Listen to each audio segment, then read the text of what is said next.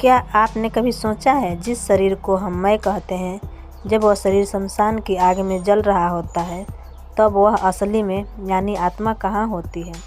नमस्कार दोस्तों, स्वागत है आपको हमारे चैनल में। वीडियो में आगे बढ़ने से पहले वीडियो को एक लाइक और चैनल को सब्सक्राइब जरूर कर दीजिए। संत रामपाल जी महाराज बताते हैं, मृत्यु का कोई अंत नहीं है, बल्कि एक शुरुआत है, जिसकी सच्चाई सिर्फ 99% लोग ही जानते हैं।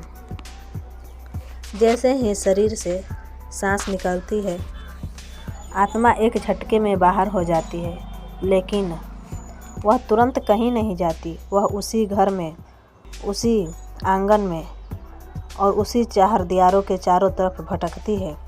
इसलिए कहा जाता है, मौत के बाद आत्मा सबसे ज़्यादा बेचैन 13 दिन तक रहती है।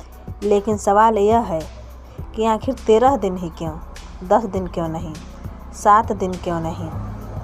संत रामपाल जी बताते हैं, मृत्यु के बाद आत्मा को यमलोक नहीं ले जाया जाता, बल्कि पहले उसे यमदूतों की निगरानी में पृथ्वी पर ही रखा जाता है।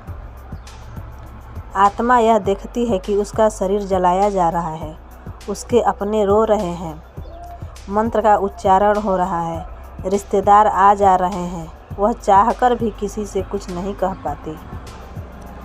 यही सबसे बड़ा दुख होता है।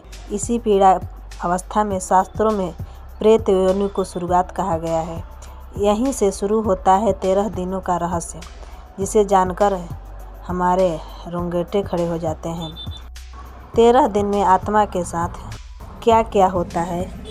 संत रामपाल जी महाराज के अनुसार, मृत्यु के बाद आत्मा को 13 दिनों तक भोजन नहीं मिलता, न सुख मिलता है, न चैन मिलता है।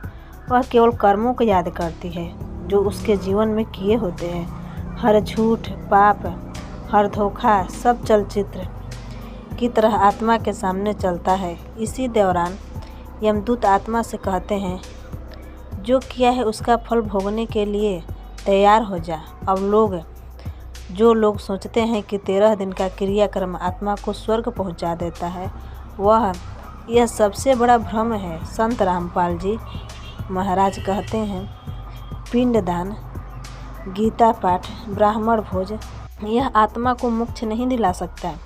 यह केवल सामाजिक परंपरा है।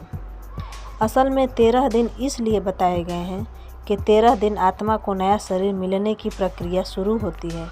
या उसे तो अगला जन्म मिलता है, या फिर यमलोक की सज़ा सुनाई जाती है। आत्मा अपने ही घर के बाहर खड़ी होकर देखती है कि अब वह इस परिवार की नहीं रही। वह कई वजह से कई घरों में 13 दिन तक अजीब घटनाएं होती है। लेकिन सवाल अभी भी बाकी है, अगर यह सब सच है तो फिर मोक्ष कैसे मिलेगा? और कोई तरीका है जिससे आत्मा को 13 दिनों की पीड़ा से बचाया जा सके? तो संत रामपाल जी ने बताया, वह किसी ने नहीं बताया।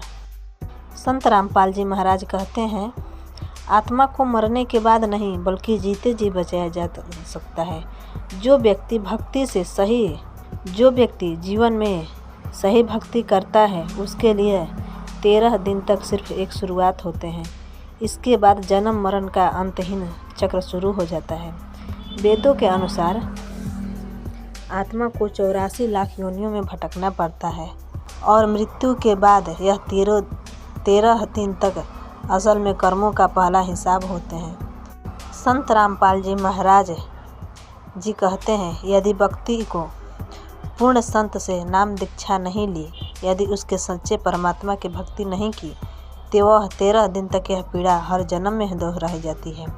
जिसे हम अंतिम संस्कार कहते हैं, वह आत्मा की नहीं बल्कि परंपरा की तसल्ली होती है। सोचिए, अगर यही सच्चाई है तो हम हर साल करोड़ों लोगों को गलत रास्ते पर क्यों भेज रहे हैं? और क्या सच में कोई ऐसा रास्ता है जो 13 दिनों के इस डर से हमेशा के लिए मुक्त कर सकता है? आत्मा का निर्णय 13वें दिन के बाद क्या होता है?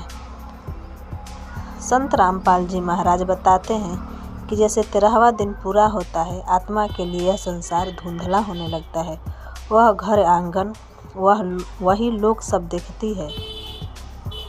लेकिन अब वह उनसे जुड़ी नहीं रहती। वह आत्मा को यमदूत अपने अधिकार में ले लेते हैं। यह वही क्षण होता है जब आत्मा को पहली बार एहसास होता है कि उसके जीवन में जो कुछ भी किया अब उसे बचने का कोई रास्ता नहीं है। यमदूत आत्मा को कोई दंड नहीं देते, वे केवल कर्मों की पुस्तक खोलते हैं और उस पुस्तक में जो लिखा होता है वह हर पाप, पुण्य, धोखा, अत्याचार, झूठी पूजा या हर गलत गुरु पर किया गया विश्वास है। संत रामपाल जी महाराज कहते हैं, गलत भक्ति की उतना ही बड़ा पाप है जितना अधर्म का, क्योंकि इससे आत्मा सच्चे परमात्मा से दूर हो जाती है। यहीं पर आत्मा से पहला सवाल किया जाता है, तूने जीवन में किसकी भक्ति की? और अधिकतर आत्माएं चुप रह जाती हैं क्योंकि उन्होंने परंपरा निभाई है, सत्य का खोज नहीं किया है।